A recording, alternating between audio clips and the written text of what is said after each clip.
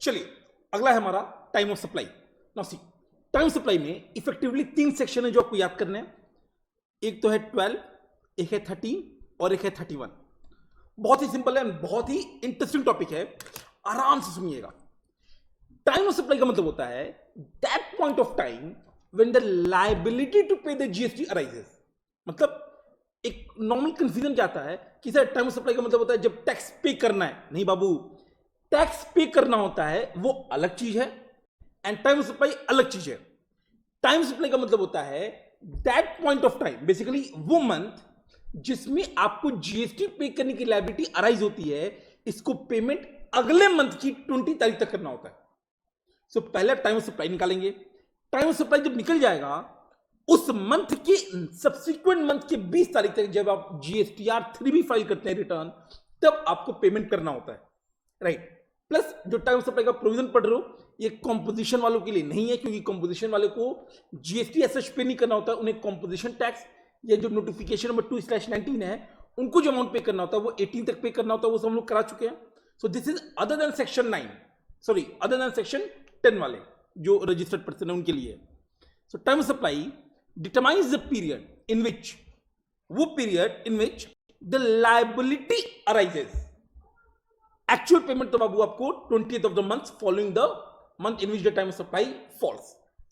अब देखिए, जो टाइम ऑफ सप्लाई है गुड्स का अलग है एंड सर्विस का अलग है। 5 केसेस आपकी गुड्स में है एंड 5 केसेस ही सर्विस में। सो इन टोटलिटी 10 केसेस है, बट थैंक गॉड ये जो 5 केसेस है ना, इसमें 3 केस कॉमन है।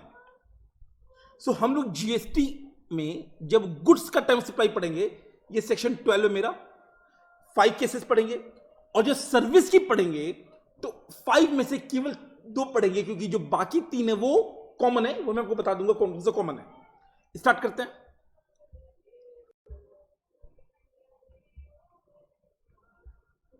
चलिए, सबसे टाइम सप्लाई ऑफ गुड्स जो कि है सेक्शन 12। केवल सेक्शन आपको याद रखना है, सब सेक्शन इग्नोर कर सकते हैं, बट सेक्शन 12 याद होना चाहिए। तो जब भी क्वेश्चन आएगा as per section 12, please quote कीजिएगा, इंपॉर्टेंट है। वैसे भी जीएसटी में कुछ गिने चुने सेक्शन है जिसका लिस्ट मैंने इंपॉर्टेंट सेक्शन का अपने टेलीग्राम चैनल पे दिया हुआ है। सबसे पहले 5 केस है, forward, reverse, voucher, delayed payment and receivable cases. तो टोटल 5 केसेस है। सबसे पहले फॉरवर्ड। फॉरवर्ड केस क्या बोलता है? फॉरवर्ड चार्ज में सपोज मैं सप्लायर हूं, मैंने आपको सामान बेचा फॉरवर्ड चार्ज के अंदर, तो आपको सामान बेचूंगा, आपसे जीएसटी चार्ज करूंगा और सरकार को पे करूंगा। सरकार बोलता है कि भैया पेमेंट जब आएगा तब आएगा, the time of supply shall be earlier of actual date of invoice. जब सामान बेचेंगे तो इनवॉइस इशू करना होता है, एक्चुअल डेट ऑफ इनवॉइस। और मानिए सर मैं इनवॉइस इशू ही ना करूं तो सरकार ने बोला मुझे पता है कि आप ऐसा कर सकते हो, क्योंकि कई सालों से लोग ऐसा होता है सरकार को बेवकूफ बना रहे हैं। तो सरकार ने बोला एक्चुअल डेट ऑफ इनवॉइस तो है ही, साथ ही साथ मैं बताऊंगा, गवर्नमेंट बताएगा कि इनवॉइस कब तक इशू करना चाहिए आइडियल केसेस में। तो लॉ आपको यह भी बताता है कि इनवॉइस कब तक इशू होना चाहिए, और यह बताता है सेक्शन 31 में। तो आपके पास 2 डेट्स आ गए, एक जो actual date of invoice and दूसरा last date up to which invoice should be issued under section 31, which ever is earlier. So मैं इंपॉर्टेंट है, याद कीजिए। टाइम सप्लाई ऑफ गुड्स क्या है? फॉरवर्ड चार्ज के अंदर earlier of 2 dates, actual date of issuing invoice and the last date up to which invoice should be issued. यहां पे पेमेंट डेट भी हुआ करता था, अभी भी है, बट बाद में एक नोटिफिकेशन आई, बहुत इंपॉर्टेंट नोटिफिकेशन नंबर 66/2017, जो ये बोलती है कि अगर गुड्स का केस है, फॉरवर्ड चार्ज है, तो पेमेंट यानी एडवांस पेमेंट पे आपको टैक्स का चार्ज करने की जरूरत नहीं है। सो अगर मैं बात करूं फॉरवर्ड चार्ज की, earlier of date of invoice, मतलब जिस दिन इनवॉइस एक्चुअल में इशू हुआ, और last date up to which invoice should be issued which ever is earlier, no GST is payable in the advance received in case of supply of goods under forward charge. और ये कहां लिखा हुआ है? Notification number 66/2017। अब मुद्दा है कि सर ये last date up to which invoice should be issued, यहां पे आप लिख लीजिए अंडर सेक्शन 31, ये बात लिखी हुई है नेक्स्ट पेज पे।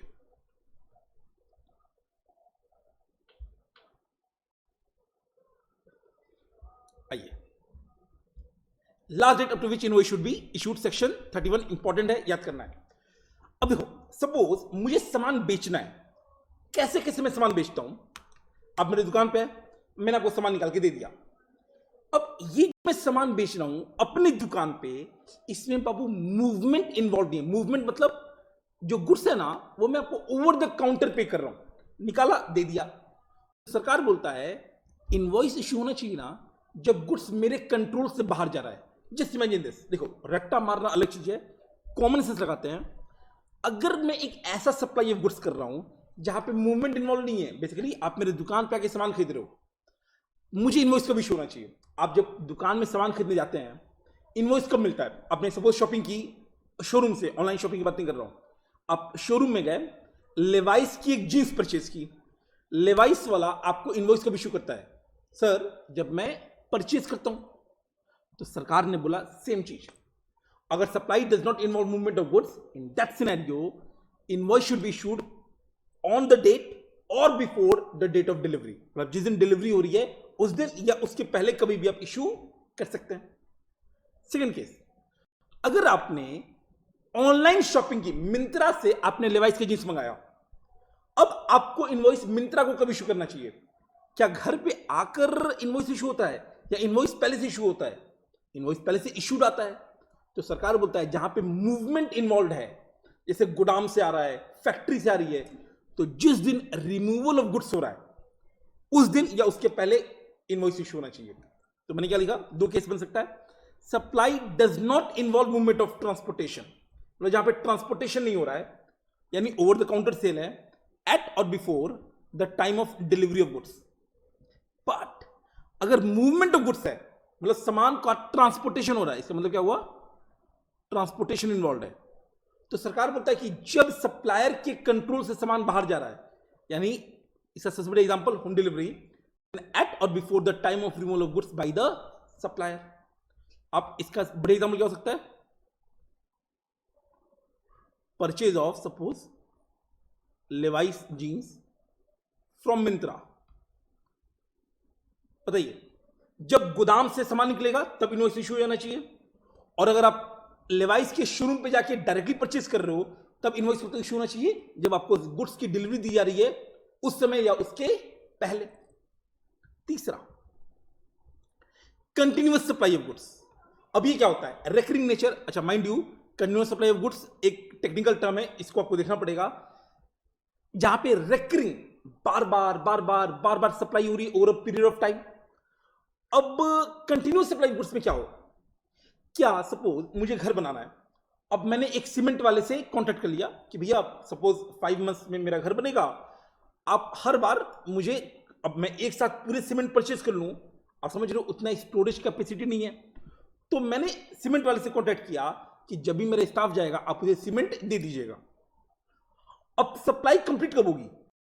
वो तो बहुत दिन बाद होगी complete.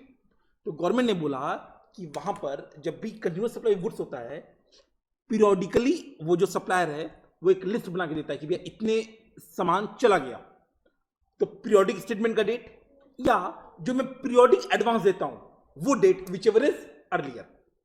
So continuous supply of goods है तो अर्लियर ऑफ 2 डेट्स, या तो पीरियोडिक स्टेटमेंट जो सप्लायर इशू करे या पीरियोडिक पेमेंट जो रिसिपेंट करे, which ever is earlier, at और before the time of issue of periodic statement or the payment date which ever is earlier. क्योंकि just imagine this, continuous supply of goods, तो complete supply कब end होगा? वो तो 5 month 6 month जो भी period होगा उसके बाद होगा। बट क्या सप्लायर अपना पेमेंट 6 मंथ बाद ले रहा है? नहीं, वो तो बीच बीच में भी एडवांस लेते रहता है। तो वहां पर हम लोगों ने क्या लॉ बना दिया कि कंटिन्यूअस सप्लाई ऑफ गुड्स में इनवॉइस कब इशू होना चाहिए, या तो पीरियोडिक स्टेटमेंट या periodic payment which ever is earlier. और लास्ट है sale on a full basis. आपको पता है क्या होता है sale on a full basis? Foundation में आई थिंक ये बहुत इंपॉर्टेंट टॉपिक भी था। मैंने आपको सामान भेज दिया, अब आप जब अप्रूव करेंगे ना तब मैं उसे सप्लाई मानता हूं। मानिए मैंने वो सामान भेजा, उसकी लाइफ है 2 साल, और आप 2 साल बाद उसे रिजेक्ट कर रहे हो यूज करने के बाद, आपने बेवकूफ बना दिया कि नहीं सरकार को? तो सरकार ने बोला कि सेल ऑन अप्रूवल बेसिस पे वैसे तो सप्लाई कब माना जाएगा? जब आप अप्रूव करोगे। बट गवर्नमेंट ने इसमें एक लिमिटेशन लगा दिया कि अप्रूवल देने के लिए मैक्सिमम समय 6 मंथ। तो सरकार ने बोला अगर अप्रूवल बेसिस पे आप सामान बेच रहे हो देन एट और before the date of supply that is approval, जब आप अप्रूवल करोगे, बट मैक्सिमम टाइम कितना दिया, 6 months from the date of removal which ever is earlier. तो सपोज आज अगर मैंने आपको सामान सेल ऑन अप्रूवल बेसिस से बेचा एंड आपने 8 month के बाद, 8 महीने के बाद आपने उसे प्रूव किया, सरकार बोलता है ना 6 month के बाद मेरी लायबिलिटी आ जाएगी, टाइम ऑफ सप्लाई 6 month के बाद होगा रिमूवल डेट से, और सपोज आपने 3 months बाद अप्रूव कर दिया तो वो 3 months के बाद मेरी अप्रूवल आ गई which ever is earlier. So date of removal से 6 month और date of approval which ever is earlier. So ये 4 केसेस थे, ये 4 केसेस थे जहां पर आपको बताया गया है फॉरवर्ड चार्ज में गुड्स के लिए टैक्स इनवॉइस का इशू होना चाहिए। माइंड यू जब हम लोग टैक्स इनवॉइस चैप्टर रिवाइज करेंगे तो मैं आपको सीधे इसका रेफरेंस दे दूंगा और काम हो जाएगा। राइट, आगे बढ़ते हैं।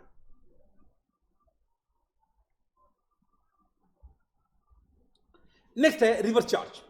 अब अगेन बहुत ही ठंडे दिमाग से एक अलग से चार्ट बना हुआ है, बट मैं आपको यही बना देता हूं दोबारा। सपोज ये मैं हूं और ये एक सप्लायर है, although reverse charge of goods, mind you reverse charge किसी गुड्स पे लगता है, वो आपके सिलेबस का पार्ट नहीं, बट मैंने आपको याद करवा दिया था बीएसएनएल। सपोज बीडी रैपर, अभी मुझे बीडी रैपर दे रहा है, मेरी लायबिलिटी, क्योंकि मैं रेसिपिएंट हूं, मेरी लायबिलिटी कब आएगी, तो सरकार ने बोला अर्लियर ऑफ 3 dates, और एकदम कॉन्सेप्चुअल था, ऑल्दो मैंने डिटेल डिस्कशन किया था, बट जल्दी करते हैं। क्या क्या, जब सामान आ गया, so earlier of 3 dates, first receipt of goods by the recipient, दूसरा payment made by the recipient.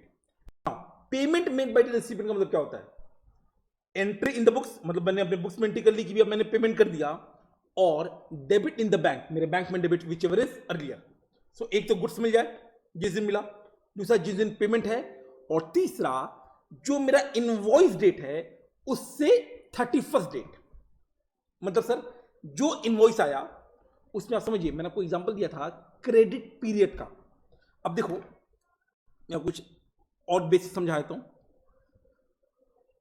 ये सप्लायर है और ये रिसिपिएंट है। फॉरवर्ड चार्ज की बात करूं, ऐसा होगा, ये पे करेगा, पूरा इसको कितना पैसा पे करना पड़ा, 118, जिसका 18 का ये आईटीसी ले लेगा, that is fine. Reverse charge में क्या होता है, 100 का रिसिपिएंट आया, 18 ही से खुद सरकार को पे करना पड़ेगा, तो अभी भी इसको टोटल कितना पे करना है, 118, एंड आईटीसी कितना मिलेगा, यहां पर भी 80। तो रेसिपिएंट का नुकसान क्या है, तो रेसिपिएंट बोलता है कि सर वो सब तो ठीक है कि फॉरवर्ड चार्ज में मुझे 118 देना था, रिवर्स चार्ज में भी मुझे 100 + 18 टोटल 118 देना था, आईटीसी मुझे फॉरवर्ड चार्ज में मैं टैक्स पे करूं सप्लायर को तो भी मिलता था, रिवर्स चार्ज में सरकार को पे करूं जीएसटी तो भी आईटीसी मिल जाएगा।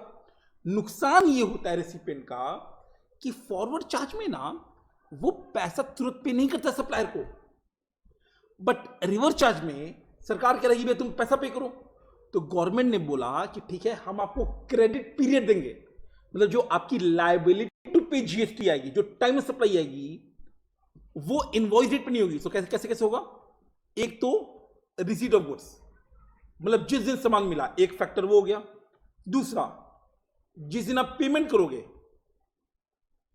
पेमेंट टू सप्लायर,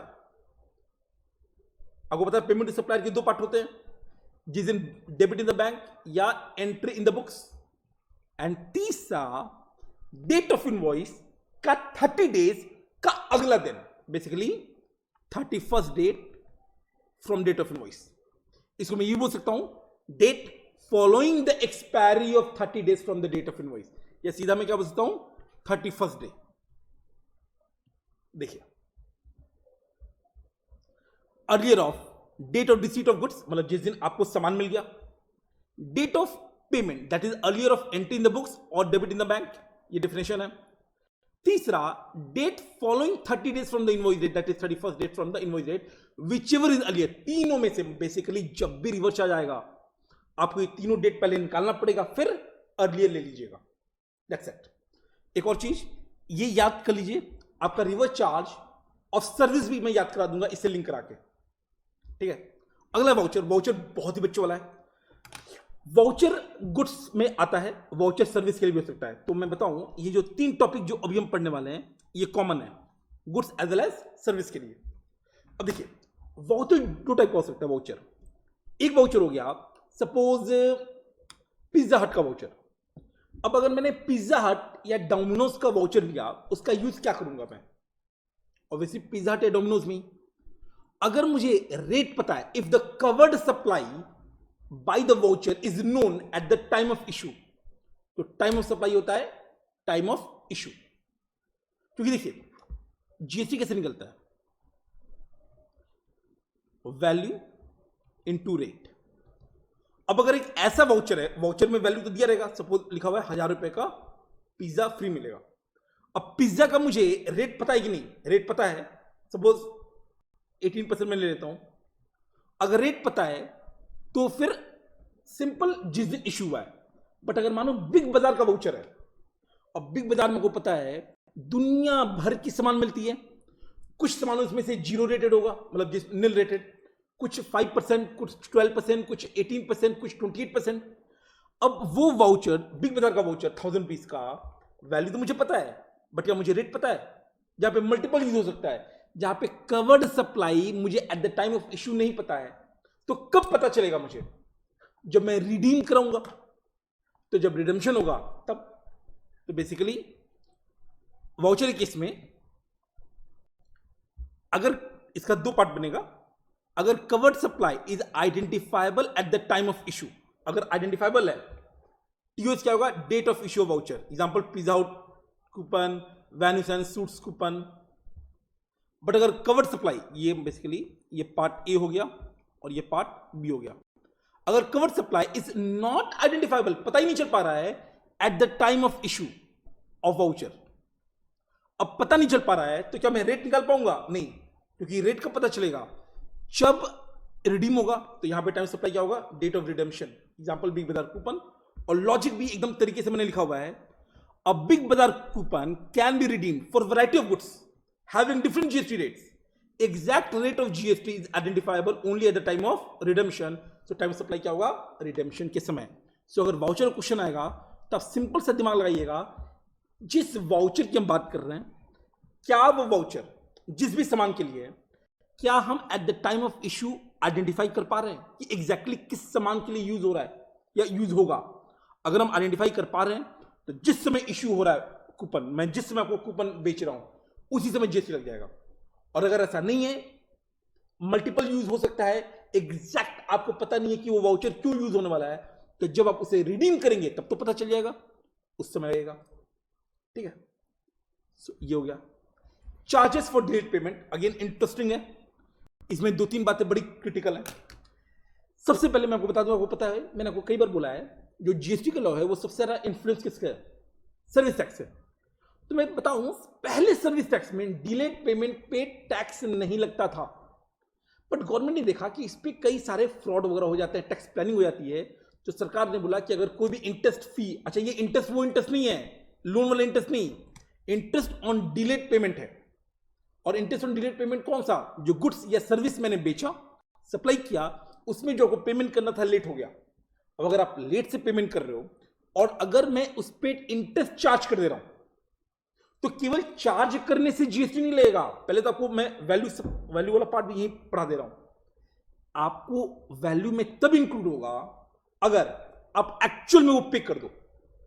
यानी इंटरेस्ट लगाने से, ये जो इंटरेस्ट ऑन डिलेड पेमेंट है, केवल लगाने से, केवल सप्लायर बोल रहा है कि मैं ना आपसे 18% इंटरेस्ट चार्ज करूंगा, डोंट वरी, वैल्यू का पार्ट नहीं बनेगा। वैल्यू का पार्ट कब बनेगा? जब एक्चुअल में रेसिपिएंट वो 18% पे करेगा, जो भी परसेंटेज है इंटरेस्ट का वो पे करेगा।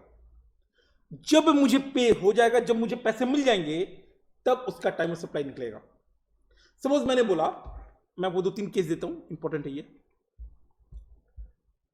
सपोज आपको पता है मेरा छोटा सा दुकान है और मेरे भैया संभालते हैं जिनका नाम है रोहित। हम लोग 3 भाई हैं। एक भैया BMW में फाइनेंशियल सर्विसेज के हेड ऑफ इंडिया है, एक मैं हूं, और एक मेरे भैया जो बिजनेस संभालते हैं। अब सुनिए, सपोज मेरे भैया ने, एक है महाजन, महाजन किसको बोलते हैं? जिससे हम लोग सामान खरीदते हैं। अब हुआ क्या, सपोज 10 लाख का सामान परचेज हुआ, इन्होंने बोला कि रोहित कुमार आप अगर 1 मंथ के अंदर पेमेंट नहीं करोगे तो मैं सपोज 10,000 का इंटरेस्ट चार्ज करूंगा। अब बताइए क्या ये 10,000 का इंटरेस्ट वैल्यू का पार्ट बनेगा? Answer is no. अगर मेरे भैया पहले मान लो लेट से पेमेंट किया और 10 ही लाख पेमेंट किया कि भैया अरे छोड़ना इंटरेस्ट कौन लेता है, तो भैया 10 लाख पे जीएसटी लगेगा, ये 10,000 पे नहीं लगेगा। अगर सपोज मेरे भैया ने 10,000 की जगह 5,000 पेमेंट किया कि भैया मैं इंटरेस्ट पे करूंगा, 10,000 नहीं करूंगा, 5,000 पे करूंगा, तो फिर 5,000 पे इंटरेस्ट लगेगा। और अगर मेरे भैया ने 10,000 पेमेंट कर दिया तो 10,000 पे लगेगा। मतलब जब एक्चुअल में पेमेंट होगी तभी इसको वैल्यू का पार्ट मानना है और तभी टाइम ऑफ सप्लाई आएगा। अगर interest has been charge but finally it has been waived off, माफ कर दिया गया, इन दैट सिनेरियो अगर वेव ऑफ हो गया तो फिर उस पर जीएसटी नहीं लगेगा, उसका टाइम ऑफ सप्लाई नहीं आएगा। सो पहले आपको ये समझ लीजिए, इंटरेस्ट या डिलेड पेमेंट चार्ज तभी जीएसटी के अंदर लगेगा अगर उसको एक्चुअल में पेमेंट हो रहा है।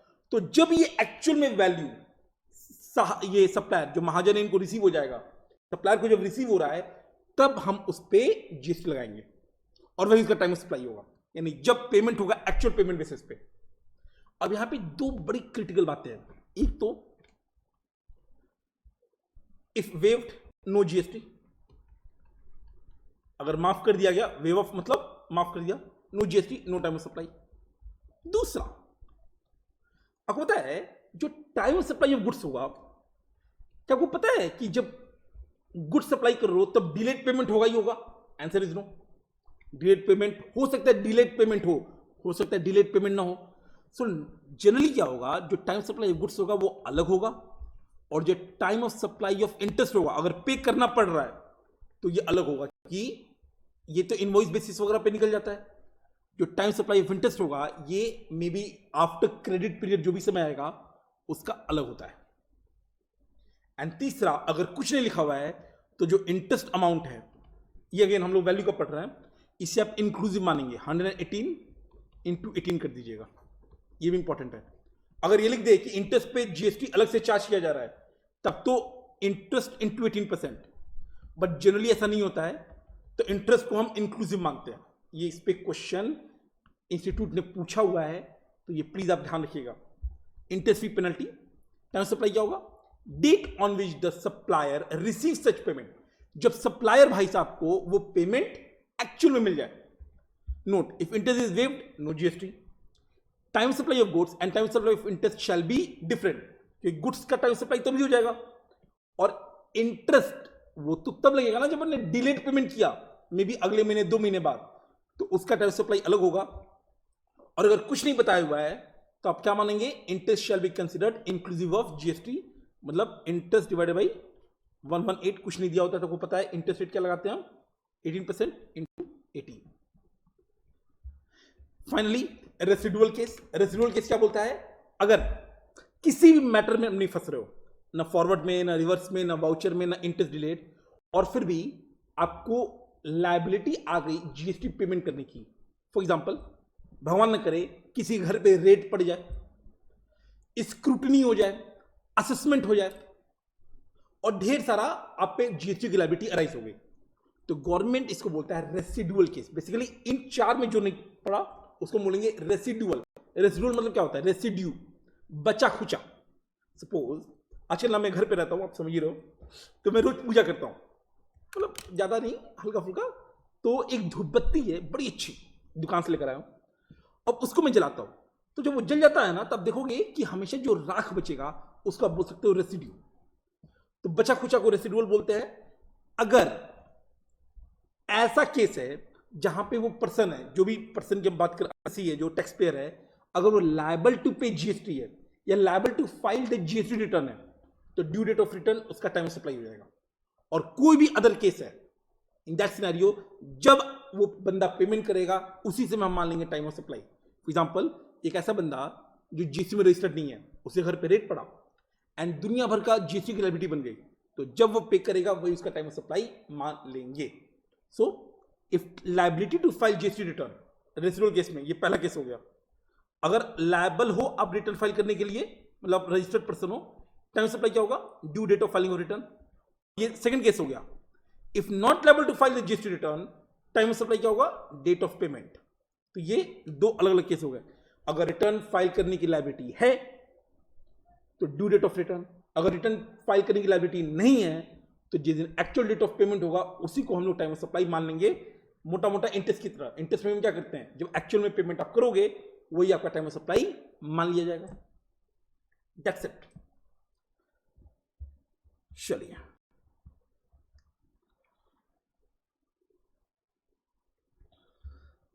इसी बात हम आते हैं सेक्शन 13 पे। पहले मैं इस वाले चार्ट से कराता हूं, आपको थोड़ा सा पेज आगे करना पड़ेगा। आप जो नोट्स अगर आप देख रहे हो तो हम लोग अभी गुड्स कर रहे थे, time of supply of service. पहले हम लोग थोड़ा सा सीधे इस पे आते हैं, मेन चार्ट पे। ये आपका मास्टर चार्ट है। अब देख रहे हैं forward charge and reverse charge, दो ही केस है। जो बाकी तीन केस है, इंटरेस्ट, रेसिडुअल, वाउचर, वो सर्विस में भी है सेक्शन 13 में, बट वो गुड्स की तरह है, एग्जैक्टली सेम है, आइडेंटिकल प्रोविजन है, तो उसको हम लोग दोबारा से रिपीट नहीं कर रहे। अब ध्यान से देखिएगा, इसको मैं समझाता हूं एकदम ठंडे दिमाग से। Time of supply of service in case of service, section 13। देखिए पहले मैं एक चार्ट बनाता हूं, फिर मैं आपको रीड करूंगा। एंड अगेन बहुत ही ध्यान से सुनिएगा। क्लास के दौरान मैंने आपको बोला था ये बात कि हम लोग ना टाइम सप्लाई में अक्रूवल सिस्टम पे फॉलो करते हैं। किसे फॉलो करते हैं, अक्रूवल सिस्टम। मतलब बेसिकली कंप्लीशन ऑफ सर्विस। मैंने आपको रीजन भी दिया था कि कंप्लीशन ऑफ सर्विस हम लोग अक्रूवल सिस्टम पे क्यों आए, बट छोड़ो, उतना डीप में टाइम नहीं है, या बता देता हूं। सुनो, सर्विस टैक्स 1994 में आया था। एंड आप समझ लो ना कि जो पूरा जो जीएसटी का स्ट्रक्चर है वो सप्लायर के अगेंस्ट है। क्योंकि मैं सप्लायर, मैंने सामान बेचा या सर्विस दी, अभी तक आपसे पेमेंट नहीं आया रिसिपेंट से, फिर भी मुझे टाइम ऑफ सप्लाई में टैक्स पे करना पड़ता है। बट इनिशियली जब सर्विस टैक्स आई थी तो कैश बेसिस पे आई थी। मतलब मैंने वो सर्विस दे दिया, जब आप मुझे सर्विस टैक्स पे करेंगे तब मैं गवर्नमेंट को पे करूंगा। आपने मुझे पेमेंट नहीं किया, मैं सरकार को पे नहीं करूंगा। एंड लोगों ने इसको फ्रॉड कैसे किया, मिसयूज कैसे किया इस रिलीफ का। मैंने आपको 1 लाख का सर्विस दिया, उस पर सपोज 12% का सर्विस टैक्स, 1,12,000। आप मुझे ना वो पेमेंट कर ही नहीं रहे, आपने मुझे लोन दे दिया 1 लाख रुपीस का, इंटरेस्ट फ्री लोन। क्या वो एक्चुअल में लोन है? नहीं, वो लोन है, but that is actually the consideration. और वो इंटरेस्ट फ्री लोन आप मुझे दे दिया, मैं आपको रिफंड कर नहीं रहा। तो ऐसे कई सारे फ्रॉड हुए थे। तो गवर्नमेंट ने फाइनली तंग होकर 2011 में रिसीट बेसिस या कैश बेसिस से अक्रूवल बेसिस पे आ गए थे। अब सुनिएगा ध्यान से। सरकार बोलता है कि सर्विस के केस में जीएसटी की लायबिलिटी हम अक्रूवल करेंगे कंप्लीशन ऑफ सर्विस। अब लोगों ने बोला कि sir completion of service is fine, but मुझे इनवॉइस इशू करने का मौका तो दीजिए। सो सरकार ने पहले क्या बोला कि हम कंप्लीशन ऑफ सर्विस पे आपका टाइम सप्लाई मान लेंगे। लोगों ने बोला सर प्लीज प्लीज प्लीज हमें इनवॉइस इशू करने का मौका दीजिए। सरकार ने बोला कोई बात नहीं,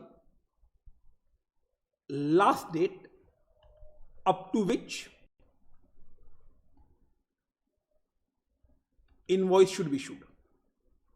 आपको बताइए ये सेक्शन कौन सा है, 31। गुड्स वाले केस में भी 31 था, सर्विस वाले केस में भी 31 है। For the sake of convenience इसका जो सबसे कॉमन है वो है 30 डेज। तो पहले मैं आपको सारा जो पढ़ाऊंगा वो 30 डेज के बेसिस से पढ़ाऊंगा, और बाद में जो बाकी केसेस वो मैं आपको रिवाइज करा दूंगा। तो सरकार बोलता है कि कंप्लीशन ऑफ सर्विस के अगर आपने 30 डेज के अंदर पेमेंट कर दिया, यानी आप सरकार की बात मान रहे हो, तो अगर आपने इनवॉइस इशू कर दिया 30 डेज के अंदर, इन दैट सिनेरियो जो टाइम सप्लाई होगा that will be invoice date और payment date which ever is earlier. मतलब सर देखो, आपको पता है ना, अभी मैंने बोला कि फॉरवर्ड चार्ज में गुड्स के केस में नोटिफिकेशन नंबर 66/17 के दम पे एडवांस पे टैक्स नहीं करते हैं, बट वो रिलीफ गुड्स में है। सर्विस के केस में अगर एडवांस मिल रहा है तो बाबू तुरंत टैक्स हो जाता है। तो सपोज मैं कोचिंग पढ़ा रहा हूं, अब मैंने आपको कोचिंग सर्विस दी, आप समझ लो ना, सप्लाई तो ओवर द पीरियड होती है, फी आप समझ लो मैं एडवांस में ले लेता हूं, तो जीएसटी की लायबिलिटी भी मेरी तुरंत आ जाएगी, भले कंप्लीशन बाद में हो। तो सरकार ने बोला है कि पेमेंट तो रहेगा, पेमेंट और invoice which ever is earlier. दूसरा केस, सपोज आपने 30 डेज के अंदर नहीं किया, आपने 35 डेज के अंदर इनवॉइस इशू किया। अब सरकार एकदम गुस्से में है, तो सरकार तो टाइम सप्लाई कंप्लीशन को ही बताना चाह रहा था। आपने रिक्वेस्ट किया था इनवॉइस डेट के लिए, तो गवर्नमेंट ने 30 डेज का समय दे दिया। आप अगर 30 डेज के अंदर इशू कर दिया तब अच्छे बच्चे, सरकार का अपने बात मान लिया, तो सरकार ने इनवॉइस डेट और पेमेंट डेट विच एवर अर्लियर किया। बट अगर आपने 30 डेज के बाद इशू किया, सरकार गुस्सा है, सरकार आपको इनवॉइस डेट देगा ही नहीं। कंप्लीशन डेट, ऐसे केस में क्या होगा, कंप्लीशन और payment date which ever is earlier, which ever is.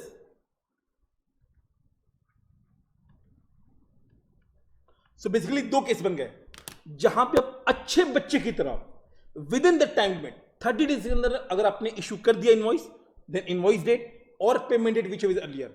But अगर आप ज्यादा तेज बने, 30 डेज से भी दूर भागे, आप समझ रहे हो ना, आप दूर भाग रहे हो, अपनी लायबिलिटी को दूर करो, कोई बात नहीं, डिले करो, 30 डेज से किया कोई बात नहीं, जहां जी 30 डेज किया, जितना दूर भागोगे उतना करीब ले आएंगे। और आपको याद कैसे करना है, तो मैंने आपको बोला था कि 2 मैच होगा, एक होगा सेमीफाइनल, ये याद करने का तरीका है, और दूसरा है फाइनल। मतलब जो सेमीफाइनल होगा वो service completion versus invoice issued में है। अगर इनवॉइस 30 डेज के अंदर इशू हुआ तो कौन जीतेगा, इनवॉइस इशूड। और अगर इनवॉइस 30 डेज के बाद हुआ तो कौन जीतेगा, सर्विस कंप्लीशन। तो जो भी विनर होगा, अब इसको हम लड़वाएंगे फाइनली में। ये आपका सेमीफाइनल था, ये आपका फाइनल है, पेमेंट डेट। बेसिकली जो फाइनल का एक कैंडिडेट है पेमेंट, वो तो पहले से पड़ा हुआ है, वो कह रहा है भैया पहले तुम लोग लड़ लो, जो जीतेगा वो मुझसे लड़ लेना। होता है ना, अगर मानो 3 लोग हैं और एक चैंपियन है और लड़ाई होने वाला है, तो जो सबसे बड़ा चैंपियन है वो बोलता है कि पहले तुम दोनों लड़ लो, जो भी तुम में से जीतेगा उससे मैं लड़ूंगा। उसी प्रकार से 3 लोग हैं, service completion, invoice and payment. Payment कह रहा है पहले सर्विस कंप्लीशन इनवॉइस आप दोनों आपस में निपट लो, जो जीतेगा मैं उससे लड़ूंगा। देखिए मैं कई बार रिवाइज करूंगा, don't worry. Forward charge, if invoice is issued with in the prescribe time of service completion, if the invoice issued with in the prescribe time, ये कहां लिखा हुआ है, सेक्शन 31। टाइम सप्लाई क्या होगा, अपने with in the prescribe time, यानी आप अच्छे बच्चे थे, यानी सर्विस कंप्लीशन डेट के बाद इशू किया but within the timeline किया, तो invoice date and payment which ever is earlier. But if invoice is issued after the prescribed time, then time of supply shall be service completion or payment whichever is earlier। आप देख रहे हो payment date दोनों में common है, but पहले वाले case में इनवॉइस डेट और दूसरे वाले केस में payment date, sorry service completion date. इसको ऐसे करते हैं, देखो service completion date accrual basis. अगर आपने इनवॉइस इशू करिए 30 डेज के अंदर, अच्छा बच्चा, सरकार की आपने बात मान ली, टाइम सप्लाई क्या होगा, डेट ऑफ इनवॉइस और पेमेंट विच इज अर्लियर। अगर आपने इशू किया आफ्टर 30 डेज, गंदा बच्चा, आपने सरकार की बात नहीं मानी, एग्जाम में नहीं लिखना है गंदा बच्चा अच्छा बच्चा, time supply service completion date और payment date which ever is earlier, जो भी दोनों में से पहला है। तो बस आप ये चार्ट भी याद कर लोगे ना, तब काम चल जाएगा। अगेन मैंने इसको और एक्सप्लेन किया, बस सर्विस कंप्लीट हुआ, सरकार ने बोला 30 डेज के अंदर इशू कर लो, आपने सरकार की बात मान ली, सरकार खुश हो गया, सरकार ने सर्विस कंप्लीशन डेट नहीं लिया, इनवॉइस डेट लिया। आप क्या चाहोगे, अपनी लायबिलिटी को डिले करना। सरकार ने टाइम सप्लाई क्या लिया, इनवॉइस डेट और पेमेंट विच इज अर्लियर। आप 30 डेज के बाद भागोगे, इनवॉइस इशूड, गंदा बच्चा, टाइम सप्लाई क्या होगा, सर्विस कंप्लीशन और payment date which ever is again earlier. Basically semifinal and final जो मैंने आपको बोला था, सेमीफाइनल किसमें होगा, सर्विस कंप्लीशन और इनवॉइस डेट। जो भी विनर होगा, विनर कैसे होते हैं वो मैंने आपको यहां पे दिखा दिया, जो भी विनर होगा versus payment date which ever is earlier, that's it. एक इलस्ट्रेशन है, ये आप देख लीजिएगा, डेट काउंट करना बहुत इंपॉर्टेंट है। चलिए एक इलस्ट्रेशन है, सपोज 20th of जून, 20 जुलाई को, सॉरी 20 जून को आपका सर्विस कंप्लीट हुआ। सबसे पहले देखिए 30 डेज कब कंप्लीट होगा, तो हम कैसे करेंगे, 20th जून, जून कितने महीने का, 30 मंथ का, माइनस करेंगे 20, तो ये कितना आएगा 10, और दिन कितना अलाउड है, टोटल 30 डेज, बेसिकली 20 जुलाई। तो अगर 20 जुलाई तक इश्यू हो जाए तो केस 1 क्या है, 20 जुलाई को इश्यू इनवॉइस इश्यू हो गया, अच्छा बच्चा गंदा बच्चा, तो ये है अच्छा बच्चा, तो हम क्या करेंगे, टाइम सप्लाई 20 जुलाई versus payment date which ever is earlier 20 जुलाई। बट अगर आपने 21 जुलाई को किया आफ्टर 30 डेज, तो आप दूर तो भागे बट कुछ ज्यादा भाग गए, और मैंने क्या बोला, जितना दूर भागोगे एक लिमिट तक भागो, इट इज फाइन, 30 डेज तक उसको क्रॉस किया तो सेमीफाइनल कौन जीत जाएगा, सर्विस कंप्लीटेड डेट। तो हमने टाइम सप्लाई क्या ले लिया, 20 June versus 1/18 which ever is earlier, और वो पता है पेमेंट कब करना होता है, अगले महीने की 20 तारीख तक। अब देखो एक दिन का फासला, इनवॉइस इश्यू में कितना दिन का अंतर है, एक दिन, और पेमेंट डेट में 1 महीने का अंतर आ गया, 1 महीने जल्दी पे करना पड़ेगा यहां पे। तो बहुत जरूरी है आप इनवॉइस डेट तमीज से with in the prescribe time issue कर दें। अब वैसे तो ये 30 डेज है, बट अगर आप बैंक एनबीएफसी वगैरह हो तो 30 डेज नहीं 45 डेज मिलता है, उनको समय ज्यादा मिलता है क्योंकि वहां पे रश ज्यादा होता है। इसी के साथ अगर कंटिन्यूअस सप्लाई ऑफ सर्विस है तो ये इंपॉर्टेंट है, नोट्स में लिखा हुआ है बट इंपॉर्टेंट है, आप सुनिएगा क्या मैं बोल रहा हूं। अगर कंटिन्यूअस सप्लाई ऑफ सर्विस है 3 मंथ से उससे ज्यादा का है, इन दैट सिनेरियो 3 केसेस हैं। अगर जो ड्यू डेट ऑफ पेमेंट है कंटिन्यूअस सप्लाई ऑफ सर्विस में, ड्यू डेट ऑफ पेमेंट अगर कॉन्ट्रैक्ट में लिखा हुआ है, if the due date of payment is ascertainable from the contract, that invoice should be issued on the due date. Suppose the due date of payment is not ascertainable from the contract, but during the continuous supply of service, you are paying. So date of payment should be the date on which the invoice should be issued. And अगर payment is linked to some milestone, event completion, तो जब वो event आएगा तो आपको invoice issue करना चाहिए। तो देखिए ये सेक्शन 31 है, क्या आप अपने बुक से कर लीजिएगा। कंटिन्यूअस सप्लाई ऑफ सर्विस कब इनवॉइस इशू होना चाहिए, अगर date of payment is ascertainable from the contract, अगर कॉन्ट्रैक्ट से आप असर्टेन कर सकते हो, इनवॉइस कब इशू होना चाहिए, ऑन और before the date of payment. अगर date of payment is not ascertainable तो जब आप पेमेंट करोगे तब इनवॉइस इशू कीजिए, और अगर payment is linked with the completion of event, मैंने सबका एग्जांपल दिया था, इसका एएमसी का एग्जांपल था, इसका मैंने बताया था कंस्ट्रक्शन लिंक्ड प्लान जो बिल्डर्स यूज करते हैं, जितना फ्लोर बनता जाएगा उतना % पेमेंट कटना चाहिए। तो अगर payment is linked with the completion of event, suppose 4 floor बन गया 40% लाइए, 5वां फ्लोर बन गया 10% और दीजिए, तो ऐसा अगर पेमेंट लिंक किया गया इवेंट से, तो इनवॉइस कब इशू होगा, ऑन और before the date of completion of event. तो बेसिकली जब हम लोग रियल एस्टेट में ऑडिट कर रहे थे तो मैंने देखा भी था कि वहां पे क्या होता था, एग्रीमेंट जो था सपोज ऐसा है कि 2 फ्लोर बनने पे आपको 20% पे करना होगा, तो जैसे 2 फ्लोर बनता था ना, इनवॉइस इशू हो जाता था। पेमेंट आए ना आए वो अलग बात है, बट जैसे 20% का सर्टिफिकेट ऑफ कंप्लीशन मिलता था, आपको पता होगा कि जो बड़े बड़े बिल्डर्स होते हैं उनका ना जो परसेंटेज कंप्लीशन होता है वो सर्टिफाई होता है, सर्टिफिकेट लेना होता है, इंजीनियर सर्टिफिकेट देता है, तो उस कंप्लीशन सर्टिफिकेट के दम पे इनवॉइस इशू वो करते थे। और ऐसा भी हो सकता है कि ये प्रोविजन कब है, जब कंप्लीशन के बाद की बात हो रही है। मानिए सर्विस स्टार्ट हुआ और कंप्लीट होने के पहले ही बंद हो गया, सर्विस देना बंद हो गया। सपोज टोटल कॉन्ट्रैक्ट था 100 रुपए का, 70 रुपीज वाला सर्विस देने के बाद सीज हो गया, बंद हो गया, तो सरकार बोलता है जिस दिन ये सीज हुआ at least to the extent of 70 rupees आपको इनवॉइस तो इशू करना चाहिए। So cessation of supply of service before the completion, completion के पहले अगर बंद हो गया, the invoice to the extent of the supply made before cessation, so 70 rupees तक का जो सप्लाई हुआ है should be issued at the time of when the supply ceases, right?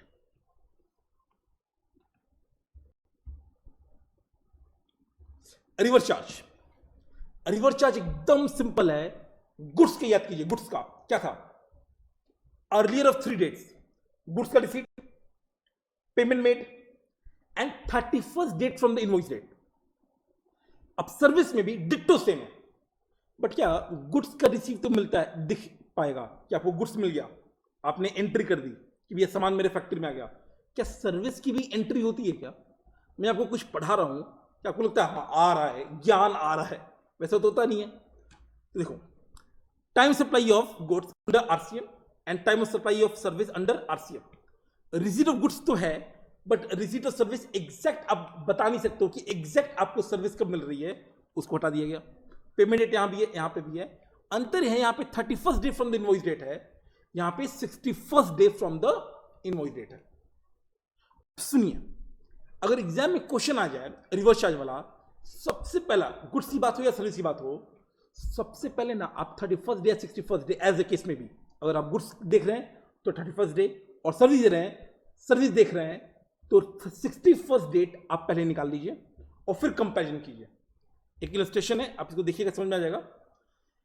10th of December 2018 को इनवॉइस डेट हुआ, payment date दिया हुआ है। आपको पता है आरसीएम सर्विस में दो ही डेट मैटर करता है, पेमेंट डेट और 61st day which ever is earlier. तो सबसे पहले आप निकालिए 61st डे, और ये 9 फरवरी 61st डे आ रहा है, तो 9 फेब और 1 Feb which ever is earlier, तो क्या होगा 1 फेब। और अगर सेकेंड केस में 20 फरवरी को पेमेंट हो रहा है, तो 20 फरवरी और 9 फरवरी विच एवर इज अर्लियर, तो दो केस हो गया, एक ऐसे और एक ऐसे। डेट कैसे निकालते हैं आपको पता है। अगर मानिए 61st डे निकालना है मुझे 10 दिसंबर, तब क्या करोगे, दिसंबर 31 का महीना 10 को इंक्लूड नहीं करना है। अगर मैं विद इन 1 डे बोलता हूं, यानी आज नहीं ना कल, तो 10 इंक्लूड नहीं करना है, जिस डेट को हो रहा है उसको इंक्लूड नहीं करना है, उसको हटा दीजिए। 21 डेज दिसंबर का, 31 डेज जनवरी का, टोटल 52 हो गया। आपको पहुंचना 61 पे, तो 61 माइनस 52 9 डेज, तो 9th of Feb. That's it. ये बहुत ही इंपॉर्टेंट है, बहुत ही बहुत ही बहुत इंपॉर्टेंट, मैं लास्ट में बताऊंगा। अब रुकिए, देखिए रिवर्स चार्ज जनरल क्या बोलता है, time supply 61st day from the date of invoice and payment date which ever is earlier. अब देखो बाबू, इसमें एक स्पेशल केस भी है, वेरी वेरी इंपॉर्टेंट। अब वो क्लास में मैंने बताया था एक word, associated enterprises, basically foreign based related parties. Associated enterprises एक बहुत ही बड़ा टर्म है, वो टर्म अभी हम नहीं पढ़ रहे हैं, वो आपके सिलेबस का पार्ट नहीं है। बट अगर आपका कोई रिलेटेड पार्टी है फॉरेन में, अभी आप इतना समझ लिए, एसोसिएटेड एंटरप्राइज कौन होता है, फॉरेन बेस्ड रिलेटेड पार्टी।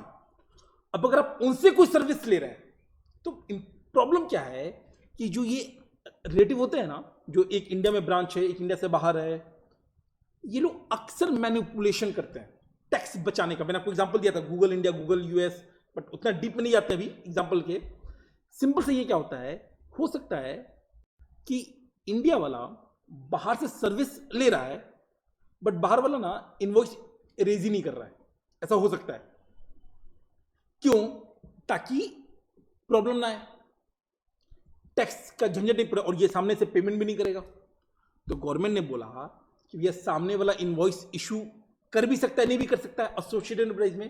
तो सरकार ने, अगर आप इंपोर्ट फ्रॉम एसोसिएटेड एंटरप्राइज कर रहे हो, एक स्पेशल प्रोविजन लाया और वहां पे earlier of date of payment and entry in the books which ever is earlier कर दिया। क्यों? क्योंकि इनवॉइस डेट वहां पे रिलायबल नहीं है। सो अगर import of service from associated enterprise है, तो टाइम सप्लाई क्या होगा, देखो इनवॉइस डेट रिलायबल नहीं है, क्योंकि ये लोग इनवॉइस इशू नहीं करते। इनफैक्ट स्टडी मैट में आईसीआई के एक क्वेश्चन भी है, लिखाऊं क्वेश्चन है कहीं पे, एग्जैक्ट मुझे पता नहीं है, या ये इंस्टीट्यूट का क्वेश्चन है। Determine the time of supply from the given information, a German company issues email. ये भाई साहब ईमेल इशू कर रहे हैं, informing the associated enterprise of the cost of technical service provided to it.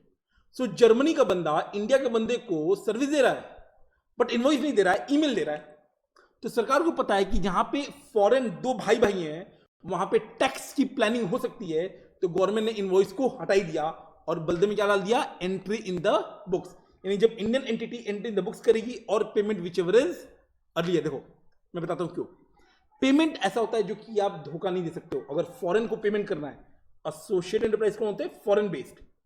तो RBI involve होता है, foreign currency involve होता है, पता चल जाएगा। तो पेमेंट डेट और एंट्री इन द बुक्स इसलिए है ताकि आप इनकम टैक्स में, सपोज मैं सर्विस इंपोर्ट कर रहा हूं, मेरा खर्चा है कि नहीं, मैं इनकम टैक्स में बेनिफिट क्लेम करने के लिए डेबिट करूंगा कि नहीं, तो मैं सर्विस दे रहा हूं, इनकम टैक्स में डेबिट करूंगा, entry the books which ever is earlier.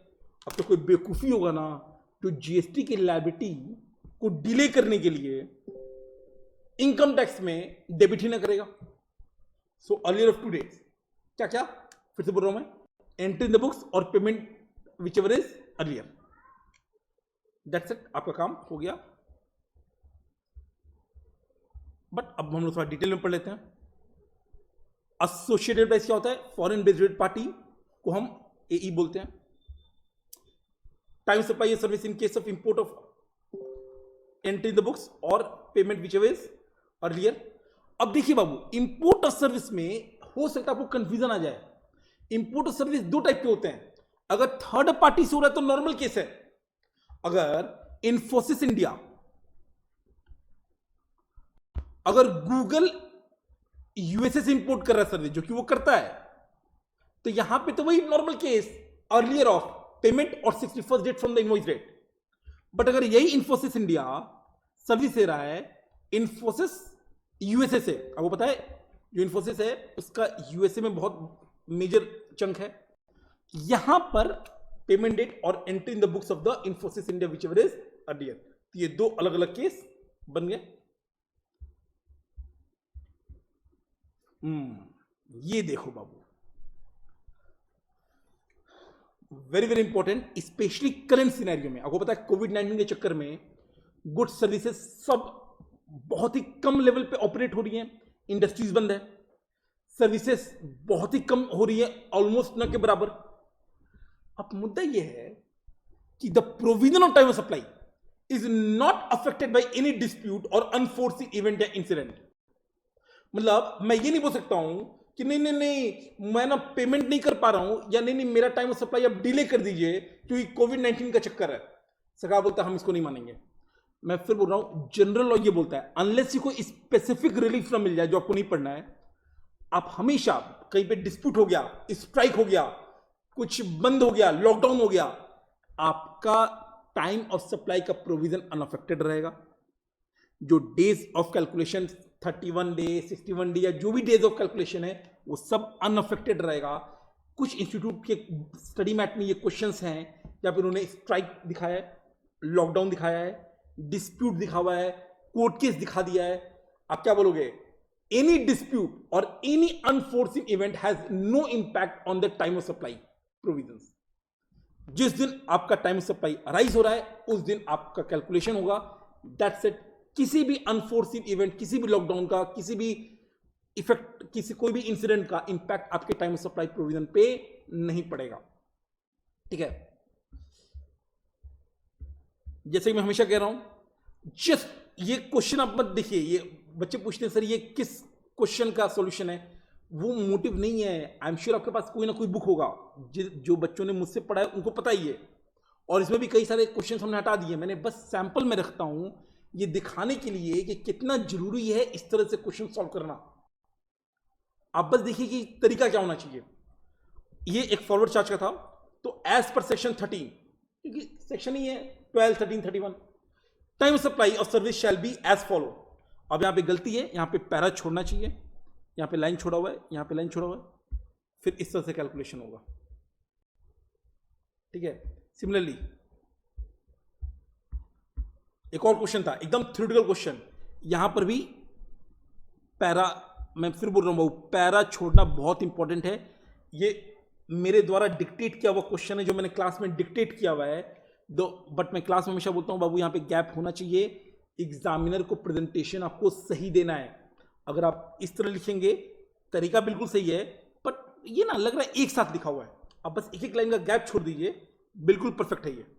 ठीक है, और एक छोटा सा पॉइंट ये है कि अगर सपोज मैंने इनवॉइस इशू कर दिया 10,000 का या 10,800 का, और आपने मुझे राउंड ऑफ में 11,000 पे कर दिया, तो जो एक्स्ट्रा पेमेंट किया ना अगर ये अप टू 1000 है, अप टू 1000, तो आपको पता है कि अब एडवांस सर्विस के केस में तो टैक्सेबल हो जाता है, बट गवर्नमेंट ने यहां पे एक रिलीफ दे दिया, ऑप्शन दे दिया कि अगर इन एक्सेस ऑफ 1000 है तो मैं चाहूं तो उससे तुरंत टाइम सप्लाई बांध के सरकार को टैक्स दे दूं, या इसका टाइम सप्लाई जो नेक्स्ट इनवॉइस होगा, ऐसा नो सोचिए, मैंने आपको सपोज 11,000 या मैंने आपको 10,800 का इनवॉइस दिया, किस केस में आप 11,000 मुझे पे करोगे? पता है कब? जब ना ये में रेगुलरली हम लोग डील करते रहते हैं, अगर सपोज वन टाइम डीलिंग हो रही है, आप क्या मुझे 11,000 दोगे? आप मुझे हमेशा 10,800 दोगे, या 11,000 दोगे तो आप 200 का तुरंत रिफंड दोगे। 10 जैसे वोडाफोन, आइडिया, एयरटेल, इनसे हर मंथ की बिलिंग होती है, तो वहां पे आप चाहो तो थोड़ा बहुत एक्स्ट्रा पैसा दे दिया जाता है। तो जो एक्सेस पेमेंट है जिससे आप रेगुलरली डीलिंग करते हो, अगर अप टू 1000 है तो ऑप्शन 1 क्या है? Excess payment can be treated as advance and determine the time of supply accordingly. ये हम सर्विस के केस में करेंगे, क्योंकि गुड्स के केस में तो एक्स्ट्रा पेमेंट, एडवांस पेमेंट पे टैक्स लगता ही नहीं है। और ऑप्शन 2 क्या है? The time of supply shall be the date of next invoice. ये जो एक्स्ट्रा 200 मैं पे कर रहा हूं इस केस में, अगली बार फिर से इनवॉइस इशू होगी, जब दोबारा पेमेंट करनी होगी, तो जो इनवॉइस डेट होगा वो डेट होगा इस 200 पे जो टैक्स बनेगा उसका टाइम ऑफ सप्लाई। तो अगर एक्सेस पेमेंट है अप टू 1000, दो ऑप्शन, सर्विस के केस में एडवांस मान के तो टैक्स कर लीजिए और सरकार को जमा कर दीजिए एज अ रिसिपेंट, या फिर सेकंड केस क्या होगा? जब अगली बार इनवॉइस इशू कीजिएगा तब आप उसका टाइम ऑफ सप्लाई मान लीजिएगा। That's it. इसमें एक ये एमसीक्यू है, मैंने बोला ना एक दो मैं अच्छे क्वेश्चन डिस्कस कर लूंगा। ये आईसीआई का आरटीपी या एमटीपी, मुझे याद नहीं किसका है, बट आई थिंक आरटीपी का है। अगर आपने ये क्वेश्चन अभी तक नहीं देखा है ना, तो बाबू गलती है, क्योंकि इससे बढ़िया एमसीक्यू कोई है ही नहीं। क्लास में लोगों ने सॉल्व किया, बट मैं चाहता हूं कि आप इसे सॉल्व करें। आपको पहले नंबर मिलेगा, ये क्वेश्चन ही गलत है। मैं जल्दी से कराता हूं। Ramchandra associate received some taxable service from Mohan Dalal. ये लास्ट पार्ट है। सो मोहन दलाल जी से राम जी को सर्विस मिला। कब मिला? 12 जनवरी को, by making a cash payment. तो भाई ने पे कर दिया 5 lakh in cash same day को, on 12 January. The payment was entered in the books. Entry in books payment का कब हो रहा है? Of Ramchandra 16/1 and in the books of Mohan 20 जनवरी। बताइए किसके बुक्स में एंट्री मैटर करेगा? रामचंद्र के कि मोहन के? अब आप देख रहे हो ये कौन सा सर्विस है, फॉरवर्ड या रिवर्स? तो सर ये तो फॉरवर्ड है। अब फॉरवर्ड में तो पेमेंट मोहन को मिल रहा है ना, तो हम किसका लेंगे? मोहन का। तो ये कब है? 20 जनवरी। बाबू ये इंपॉर्टेंट है। अगर आपको ये डाउट हो रहा है कि सब मोहन का लेंगे या राम का लेंगे, आप समझिए ना, मोहन ने सब सप्लाई सर्विस दिया। फॉरवर्ड चार्ज सर्विस में प्रोविजन क्या बोलता है? Section 30। If invoice is issued within 30 days of completion of service, तो अर्लियर ऑफ दो चीज, पेमेंट डेट या इनवॉइस डेट। यहां पे invoice was issued on 18th, तो इनवॉइस कब इशू है? 18th, यानी सर्विस सप्लाई करने के कुछ दिन के अंदर इनवॉइस इशू हो गया। तो टाइम सप्लाई क्या होगा? पेमेंट डेट और इनवॉइस डेट। इनवॉइस डेट कब है? 18 जनवरी। पेमेंट डेट, मोहन जी को पेमेंट कब मिला? अब बच्चा क्या सोचता है कि सर पेमेंट तो मिला है 12 जनवरी को, बट यहीं पे वो गलती कर जाता है। जो रिसीट ऑफ पेमेंट क्या होता है? आप रिसीट ऑफ पेमेंट होता है एंट्री इन द बुक्स और क्रेडिट इन द बैंक, क्या ये बैंक से पेमेंट हो रहा है क्या? भाई आप समझिए ना, जो पेमेंट डेट है वो क्या होता है? एंट्री इन बुक्स या क्रेडिट इन बैंक। ये तो कैश पेमेंट है, तो ये 12 तारीख का पेमेंट नहीं देखेंगे। एंट्री इन द बुक्स कब हुआ है? Entry in the books 20 January, तो 20 जनवरी और 18 January which ever is earlier, answer होगा 18 जनवरी। ये एकमात्र मैंने क्वेश्चन देखा पूरे स्टडी मैट में और पूरे अभी तक जितने भी क्वेश्चन आए हैं जहां पर कैश पेमेंट की बात हो रही है। आप समझिए, जब पहली बार मैंने देखा था ये क्वेश्चन, मुझे लगा यार ये तो बड़ा मस्त है यार। मैं एक बार फिर रिपीट कर दे रहा हूं, अगर मुझे जो पेमेंट आ रही है तो पेमेंट का डेट कैसे होता है? Earlier of two dates, entry in the books और बैंक वाला डेट, यानी बैंक के अकाउंट वाली डेट और मेरे बुक्स में एंट्री। ये तो कैश पेमेंट है, तो कैश पेमेंट का तो हम भाव देते नहीं है, तो बचा खुचा क्या मेरे entry in the books. Entry in the books क्या है? 20 जनवरी, तो 20 जनवरी 18 जनवरी विच इज अर्लियर, तो हम क्या लेंगे? 18th of January. ये बढ़िया क्वेश्चन है, अगर आपको अभी समझ में नहीं आया है, इसको पहले खुद से तमीज से जो मैंने प्रोविजन करा है उसके बेसिस पर आप दोबारा से इस पर डाल के देखिए, आपको समझ में आ जाएगा। ठीक है, अच्छा अगर किसी को और भी दिक्कत है तो मई 19 के लिए जो आरटीपी आई थी उसमें बेसिकली 2-3 क्वेश्चन बड़े अच्छे थे जो यूट्यूब पे अवेलेबल है, आप वहां पे इसका डिटेल एक्सप्लेनेशन देख सकते हो। वहां पे हमने एकदम डिटेल में आराम से तमीज से कराया, आराम से 10 मिनट लेकर। ठीक है, दैट्स इट। एक लास्ट पॉइंट, टाइम और सप्लाई का क्वेश्चन आएगा, सबसे पहले आपका दिमाग काम करेगा गुड्स की सर्विस, तो सेक्शन 12 की सेक्शन 13। अगर वाउचर, इंटरेस्ट या रेसिडुअल है वो तो सिंपल है, और अगर फॉरवर्ड रिवर्स है तो अगेन पहले गुड्स निकालिए फिर सर्विस निकालिए। दोनों में से जब हमने डिटरमाइन कर लिया कि गुड्स की है सर्विस की है, फिर देखिए फॉरवर्ड है कि रिवर्स है, फिर उसके प्रोविजन को आप यूज कीजिए, आपका क्वेश्चन बन जाएगा। राइट, चलिए अगला हम लोग स्टार्ट करेंगे वैल्यू ऑफ सप्लाई। चलिए आगे है value of supply. Now see, value supply में एक सबसे अच्छी बात यह है, एक तो सेक्शन बस एक है सेक्शन 15, सब सेक्शन वो डील नहीं कर रहे हैं। सेक्शन 15 पूरे वैल्यू सप्लाई में कोई भी क्वेश्चन आएगा आप केवल सेक्शन 15 लिख के आइए, मार्क्स नहीं कटेगा। दूसरा, अनलाइक टाइम ऑफ सप्लाई, जहां पे time of supply of goods अलग था section 12, time of supply of service अलग थी सेक्शन 13, वैल्यू के केस में दोनों सेम है। सो गुड्स एंड सर्विसेज दोनों का वैल्यू सप्लाई का प्रोविजन डिट्टो सेम है, सेक्शन 15 में लिखा हुआ है। और वैल्यू सप्लाई का मतलब क्या हुआ? वो वैल्यू जिस पे जीएसटी लगने वाला है।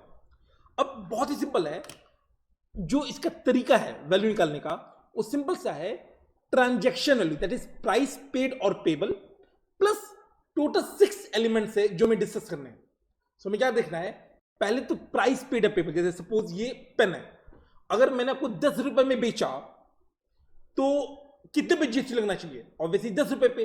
तो प्राइस पेड या पेबल जिसको हम बोलते हैं ट्रांजैक्शन वैल्यू, वो वैल्यू जिस पे ट्रांजैक्शन हो रही है, प्लस कुछ प्लानिंग ना हो जाए, कुछ लोग इसमें घोटाला ना कर ले, इसलिए 6 एडजस्टमेंट्स दी गई हैं जो हम लोग एक एक करके डील करेंगे। एक और चीज, सपोज मैं आपको 10 रुपए में बेच रहा हूं, सो आई एग्री कि 10 रुपए पे जीएसटी लगना चाहिए, बट हो सकता है ना कि हम लोगों ने कुछ ऐसा एग्रीमेंट किया हुआ है कि भैया ये पेन लो 10 पे दो और साथ में मेरे लिए कुछ और भी कर दो, या 10 पे कैश में दो और साथ में कोई और सामान दे दो, मेरे लिए कोई और काम कर दो। अब ये जो 10 रुपए जिस ट्रांजैक्शन, जिस प्राइस पे ट्रांजैक्शन हो रहा है, we have to make sure कि वो रिलायबल हो, वो जेन्युइन ट्रांजैक्शन वैल्यू हो। और इसकी जेन्युइननेस को प्रूव करने के लिए सरकार ने 2 कंडीशन बोला है कि जो सप्लाई हो रही है, जो ट्रांजैक्शन वैल्यू है, वहां पे supplier and recipient related party नहीं है। क्योंकि अगर रिलेटेड पार्टी होंगे तो हो सकता है जिस दाम पे सामान बेचा जा रहा है या जिस दाम पे सर्विस सप्लाई की जा रही है, गुड्स सप्लाई की जा रही है, वो रियल वैल्यू नहीं है। एंड दूसरा, the price should be the sole consideration. मैं अगर आपको सप्लाई दे रहा हूं तो बदले में मुझे केवल प्राइस मिलना चाहिए और कुछ नहीं मिलना चाहिए, कोई और बदले में सर्विस नहीं मिलनी चाहिए, बार्टर सिस्टम नहीं होना चाहिए। ठीक है, सो सिंपल क्या है, section 15 same provision for goods as well as service. कैसे देखेंगे हम? Transaction value that is price paid और पेबल। अब असेसेबल वैल्यू क्या होता है? असेसेबल वैल्यू बेसिकली इसी को बोलेंगे value of supply on which GST shall be levied. तो प्राइस पेड और payable transaction value plus certain elements, कितने एलिमेंट्स हैं? 6 एलिमेंट्स हैं। If supplier and recipient are not related and price is the sole consideration। ये दोनों क्यों लिखा गया है? These two conditions are imposed to ensure that price paid payable is reliable, कोई घोटाला नहीं हुआ है। अब आप बोल सकते हो कि सर अगर मानिए ये दोनों रिलेटेड है तो क्या करोगे? या अगर मानिए आप सप्लाई कर रहे हैं, बदले में प्राइस के साथ साथ कोई और सर्विस मिल रही है, तो वो आप सीए फाइनल में पढ़ेंगे। सीए इंटर में जो भी हमें पढ़ना वैल्यू सप्लाई सेक्शन 15, वो ये अज्यूम करके पढ़ना है कि these two condition are satisfied, that the supplier and recipient are not related and the price is the sole consideration. So ये दो कंडीशन प्रिज्यूम्ड होगा आपके केस में, आपके लेवल पे दिस विल बी प्रिज्यूम्ड। तो आपको जिस भी प्राइस पे कॉन्ट्रैक्ट किया गया, ट्रांजेक्शन किया गया, प्लस उसमें 6 एलिमेंट, सबसे पहला एलिमेंट है टैक्सेशन। आपने सुना होगा कि सर जीएसटी आने के बाद ना टैक्स पे टैक्स नहीं लगता है, ये झूठ है। मैं आपको बताऊं एक छोटा सा इंसिडेंट। जब हम लोग आर्टिकलशिप कर रहे थे तो उसमें सर्विस टैक्स था, और उस समय भी बोला गया था कि मैं सर्विस टैक्स के आने से, वैट के आने से टैक्स पे टैक्स नहीं लगता है। बट वहां भी हमने कई सारे केसेस देखे थे जहां पे टैक्स पे टैक्स लगता था। मैंने अपने सीनियर से पूछा, सीनियर ने उस समय मुझे कुछ बताया जो मुझे लगा ना कि बेकार की बात कर रहा है। उसने बोला कि किशन, डबल टैक्सेशन जो गवर्नमेंट कहता है ना, गवर्नमेंट डबल टैक्सेशन का डेफिनेशन ही चेंज कर दिया। डबल टैक्सेशन का मतलब क्या होता है? टैक्स पे टैक्स नहीं लगना चाहिए।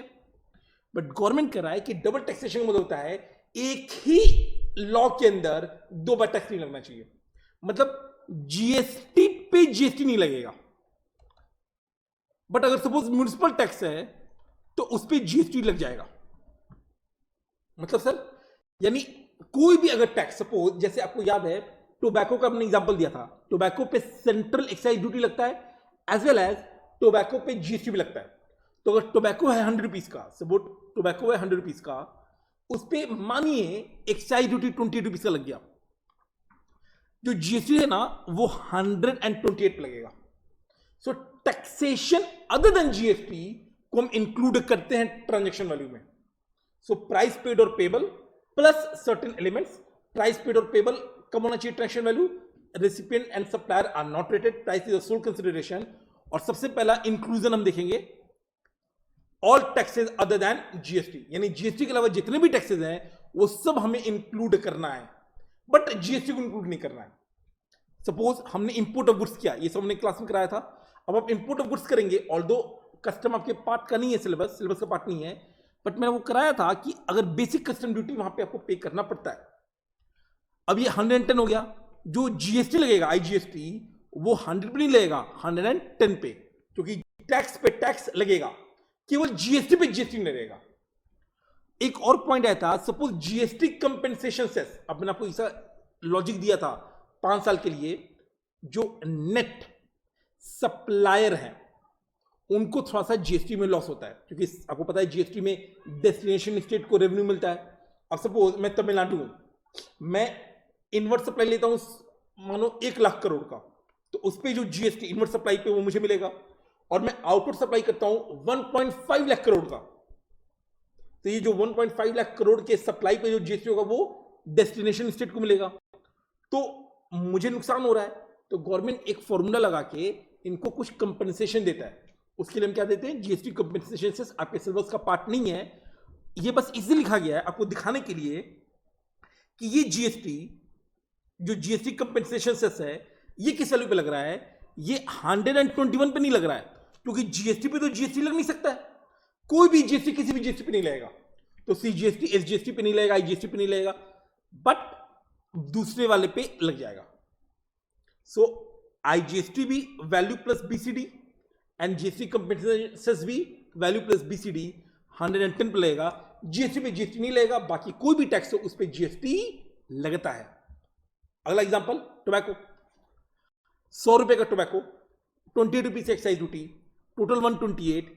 जो आईजीएसटी लगेगा वो again inclusive of central excise duty लगेगा। अगर मानिए 100 का वैल्यू है और CGST है 9 रुपीज का।